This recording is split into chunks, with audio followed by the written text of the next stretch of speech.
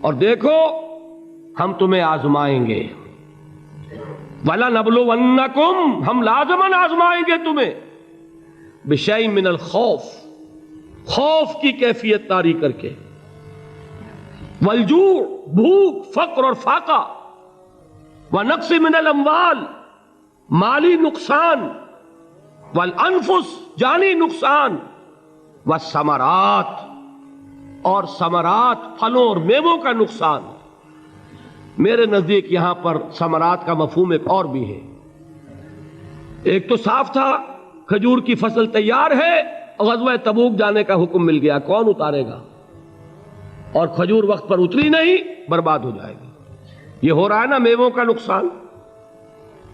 اور میرے نزدیک یہاں یہ بھی ہے، بسا اوقات بہت سی محنتوں کا نتیجہ انسان دیکھتا ہے کہ ضائع چلا گیا، میں نے 10 سال محنت کی، حاصل کوئی نہیں نکلا۔ یہ ثمرات کیا ہیں؟ محنتیں، محنتوں کے ثمرات کا ضیاع۔ کوشش آپ نے کی، قسمت کی خوبی دیکھی ہے، ٹوٹی کہاں کمن، 2-4 ہاتھ جب کے لبے بام رہ گیا۔ Be prepared. ایک شاعر کے یہ اشعار ہیں، وہ کمیونسٹ تھا، میں نام بھی نہیں لیتا، لیکن یہ کہ یہ اسی انقلابی، چونکہ ان کا بھی ایک انقلابی نظریہ ہے، انقلابی عمل میں یہ سارے مراحل آتے ہیں۔ کوئی سیٹ بیک آیا، فرض کیجئے کوئی ناکامی ہو گئی، تو اپنے ساتھیوں کو دل بندھانے کے لیے یہ فصل امیدوں کی ہمدم اس بار بھی غارت جائے گی، سب محنت صبحوں شاموں کی اب کے بھی اکارت جائے گی۔ میرے نزدیک یہ ثمرات کا جو لفظ یہاں آیا ہے، وَنَقْصٍ مِّنَ الْأَمْوَالِ وَالْأَنفُسِ وَالثَّمَرَاتِ، سب محنت صبحوں شاموں کی اب کے بھی اکارت جائے گی۔ دھرتی کے کونوں کھدروں میں پھر اپنے لہو کی کھاد بھرو، پھر مٹی سینچو اشکوں سے، پھر اگلی رت کی فکر کرو، پھر اگلی رت کی فکر کرو، جب پھر ایک بار اجڑنا ہے۔ ایک فصل پکی تو بھر پایا، تب تک تو یہی کچھ کرنا ہے۔ ایک مقصد ہے سامنے، انقلاب برپا کرنا ہے۔ ایک کوشش ناکام ہو جائے کوئی پرواہ نہیں، نیکسٹ، پھر تیار رہو ناکامی کے لیے۔ ایسا نہ ہو جو انگریزی میں کہتے ہیں hope for the best but be prepared for the worst. ایسا نہ ہو کہ دوسری مرتبہ ناکام ہو کے بددل ہو جاؤ، تمہاری ہمتیں جواب دے جائیں، نہیں، پہلے سے تیار رہو کہ دوسری مرتبہ بھی ناکامی آئے تو آئے، لیکن جب تک کہ کامیابی حاصل نہیں ہوتی ہمیں یہ کام کیے چلے جانا۔ دیکھیے سیرت میں آیا کہ نہیں یہ واقعہ؟ بدر میں مسلمانوں کو فتح ہوئی تو احد میں زک پہنچی کہ نہیں؟ 70 صحابہ شہید ہوئے کہ نہیں؟ اگر ان کی ہمتیں جواب دے جاتی تو گاڑی کیسے چلتی آگے؟ تو فرمایا وَلَنَبْلُوَنَّكُمْ بِشَيْءٍ مِّنَ الْخَوْفِ وَالْجُوعِ وَنَقْصٍ مِّنَ الْأَمْوَالِ وَالْأَنفُسِ وَالثَّمَرَاتِ، ہم تمہیں لازماً آزمائیں گے، خوف کی کیفیت سے، فقر و فاقے کی کیفیت سے، بھوک سے، جان کے نقصان سے، مال کے نقصان سے، محنتوں کے حاصل کے ضائع ہو جانے سے۔ وَبَشِّرِ الصَّابِرِينَ، اور اے نبی بشارت دیجئے صبر کرنے والوں کو۔ الَّذِينَ إِذَا أَصَابَتْهُمْ مُصِيبَةٌ، وہ کہ جب ان پر کوئی تکلیف آئے، کوئی مصیبت آئے، کوئی آزمائش آئے، قَالُوا إِنَّا لِلَّهِ وَإِنَّا إِلَيْهِ رَاجِعُونَ، وہ یہ کہیں کہ ہم اللہ ہی کے ہیں، اللہ ہی کی طرف لوٹ جانا ہے۔ یہ وہی انداز ہے جو میں نے فارسی کا شعر سنایا تھا آپ کو کہ سرے تسلیم خم ہے جو مزاج یار میں آئے۔ وہ ہمارا مولا ہے، ہمارا آقا ہے، اگر اسے یہی منظور ہے تو ہمیں بھی یہی منظور ہے۔ میں نے تسلیم و رضا کی بات کی تھی نا، آپ کو کچھ شعر سنائے تھے، ایک شعر اور سنیے، اور یہ کس کا ہے؟ محمد علی جوہر کا۔ ایک مرتبہ جیل گئے، ان کی ایک بیٹی جوان بیمار ہوئی، فوت ہو گئی، باہر چھوڑا انگریز نے، جاؤ بھائی دفن کر دو بیٹی کو۔ دوسری مرتبہ جیل گئے، دوسری جوان بیٹی اسی مرض میں مبتلا ہوئی۔ اب یہ جیل میں ہے، خبر پہنچی کہ دوسری بیٹی کے اوپر بھی اسی مرض کا حملہ ہوا ہے۔ ایک نظم لکھی ہے جس کا آخری شعر یہ ہے، تیری صحت ہمیں منظور ہے لیکن اس کو نہیں منظور تو پھر ہم کو بھی منظور نہیں۔ یہ ہے، جب تک یہ کیفیت نہ ہو اس میدان میں آدمی ثابت قدم نہیں رہ سکتا۔ کہ میرے رب کو اگر یہ منظور ہے تو یہی مجھے منظور ہے، اور تیری صحت ہمیں چاہیے تو ضرور، لیکن ہمارے رب کو منظور نہیں تو ہمیں بھی منظور ہے۔ راضی برضائے رب۔ وبشر الصابرین الذین اذا اصابتهم مصیبۃ قالوا انا للہ وانا الیہ راجعون۔ نہ شود نصیب دشمن کے شود ہلاک تیغت، سر دوستہ سلامت کے تو خنجر آزمائی۔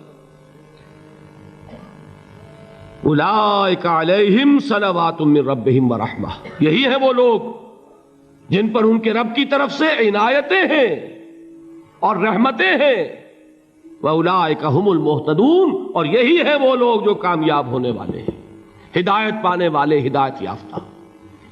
اسی سورہ بقرہ میں ذرا آگے چل کر، یہ تو ہے 20واں رکوع، 19واں رکوع، 21ویں رکوع کی پہلی آیت ہے لَيْسَ الْبِرَّ أَن تُوَلُّوا وُجُوهَكُمْ قِبَلَ الْمَشْرِقِ وَالْمَغْرِبِ وَلَٰكِنَّ الْبِرَّ مَنْ آمَنَ بِاللَّهِ وَالْيَوْمِ الْآخِرِ وَالْمَلَائِكَةِ وَالْكِتَابِ وَالنَّبِيِّينَ وَآتَى المال على حبه ذوي القربى واليتامى والمساكين وابن السبيل والسائلين وفي الرقاب وأقام الصلاة وآتى الزكاة والموفون بعهدهم إذا عاهدوا والصابرين في البأساء والضراء وحين البأس۔ اب یہ آیت جو ہے سورۃ العصر میں جو مضامین آئے تھے سارے اس میں موجود ہیں۔ وہاں ایمان کا لفظ آیا، یہاں 5 ایمانیات کی تفصیل آ گئی، اعمال کی تفصیل آئی، اور آخری بات وہاں کیا ہے وَتَوَاصَوْا بِالصَّبْرِ، اور یہاں کیا ہے وَالصَّابِرِينَ فِي الْبَأْسَاءِ وَالضَّرَّاءِ وَحِينَ الْبَأْسِ، اور صبر کرنے والے، اصل نیکی ان کی ہے جو صبر کریں، کس میں؟ جنگ کے وقت، ذرائے، بأسائے، بأسا کہتے ہیں فقر اور فاقہ، واحد آئے گا باس تو اس کے معنی جنگ، اور باسا جمع میں آئے گا تو فاقہ، فقر، بھوک، اور ذرائے جسمانی تکلیف، ضرر، جسمانی تکلیفوں میں صبر کرنے والے، فقر اور فاقے میں صبر کرنے والے، اور جنگ کے وقت صبر کرنے والے۔ اولئک الذین صدقوا واولئک هم المتقون، یہ ہیں وہ لوگ جو صبر کرنے والے ہیں، یہ ہیں جو سچے ہیں، جو اپنے دعوے میں نیکی کے اور ایمان کے صادق ہیں، اور یہی وہ لوگ ہیں جو متقی ہیں۔ اگلی سورت ہے سورہ آل عمران، اس میں 2 لفظ آئے ہیں، آخری آیت یا ایھا الذین آمنوا اصبروا وصابروا ورابطوا واتقوا اللہ لعلکم تفلحون۔ دیکھیے یہاں صبر اور صابر جو تعلق جہد اور جہاد کا ہے وہی ہے صبر اور مصابرت۔ صبر ایک طرفہ عمل ہے، آپ جھیل رہے ہیں، برداشت کر رہے ہیں، صبر علی المعصیہ، صبر علی الطاعہ، صبر علی الابتلاء، یہ سب کیا ہے؟ صبر۔ اور مصابرت کیا ہے؟ صبر کا صبر سے مقابلہ۔ یہ سورہ آل عمران، اب وقت نہیں ہے میں آپ کو سناتا اللہ تعالیٰ نے کیسے کیسے مسلمانوں سے کہا، مسلمانوں تمہیں زک پہنچی ہے تو انہیں بھی تو پہنچی تھی، ان کے 70 نہیں مارے گئے تھے بدر میں، ان کے حوصلے جو ہیں وہ تو پست نہیں ہوئے، وہ اگلے سال آ گئے تم پر چڑھائی کر کے، تم کیوں اتنا برا مان رہے ہو؟ تمہارے دل اتنے زخمی کیوں ہو گئے؟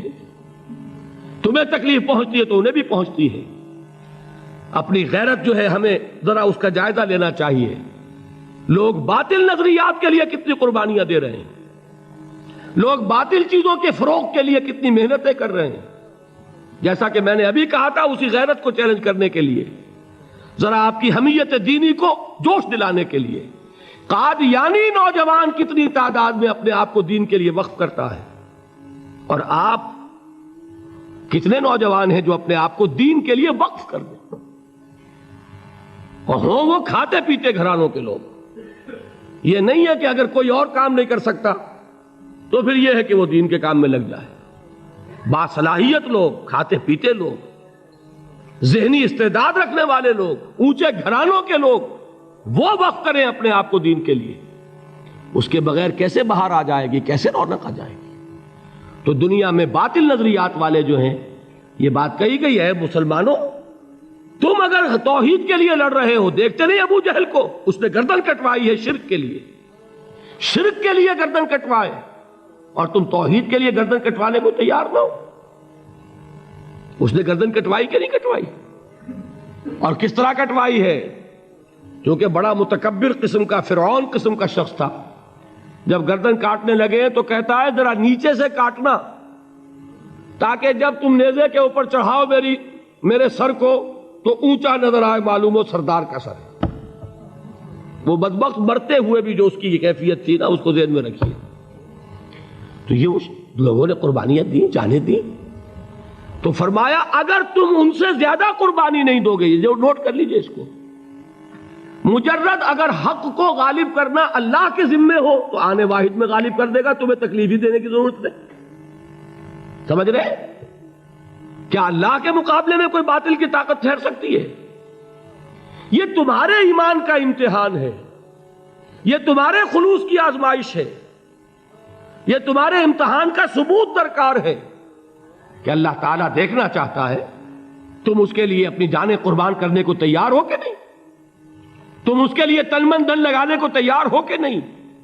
اور یہ جان لو کہ اگر کفار اور مشرکین اور ملحدین اور باطل نظریات والے وہ جو کچھ قربانیاں اپنے باطل نظریات کے لیے دے رہے ہیں، ان سے زیادہ اگر تم نہیں دو گے تو حق غالب نہیں ہوگا.